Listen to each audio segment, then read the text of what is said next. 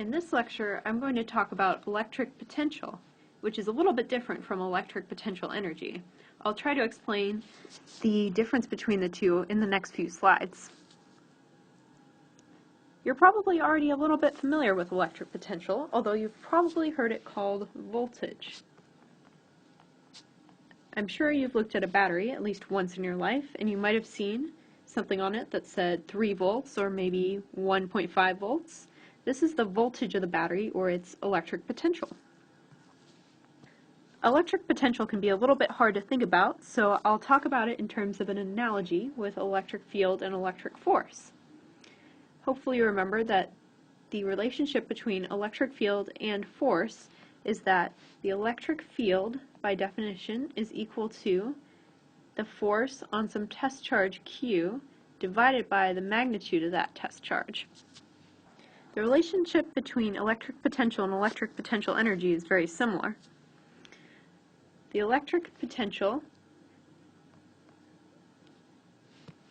energy, I really should write this as U, is equal to the electric potential V, V for voltage, times some test charge Q.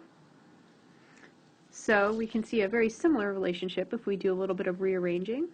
So we have that the electric potential is equal to the electric potential energy divided by the magnitude of the test charge, which looks a lot like the fact that our electric field is equal to the force divided by the test charge. Let's talk about some equations.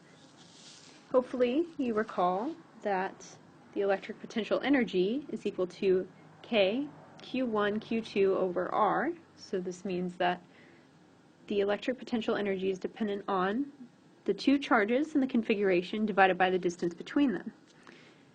We just understood that the electric potential is equal to the electric potential energy divided by the test charge. In this case, we'll say that the test charge is charge number 2, since we're concerned with the electric potential of charge number 1. So we end up with U equals K Q1 over R. This is an interesting result because we see that it's no longer dependent on the test charge, R Q2. So this means that we don't have to worry about the charge configuration. We can have a single charge and we can calculate the electric potential of a single charge. The electric potential of this single charge is equal to KQ over R. What about units? Well, we know that the voltage, or the electric potential, is equal to the electric potential energy divided by the charge Q.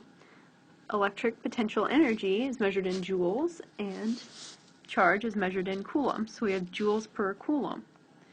Joules per coulomb is equal to the volt. It has a special name because we use it so much. This is the unit that you see on a battery. That was a lot of equations, so let's review. First, we made an analogy of electric potential and electric potential energy to electric field and electric force.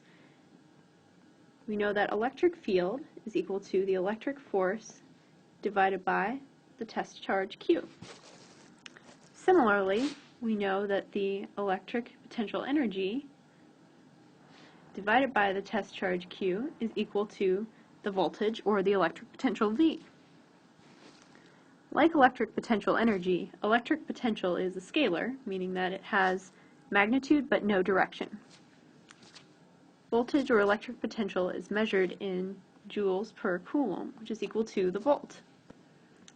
We also know that the voltage, or the electric potential, is equal to K Q over R, which means that it's independent of a test charge.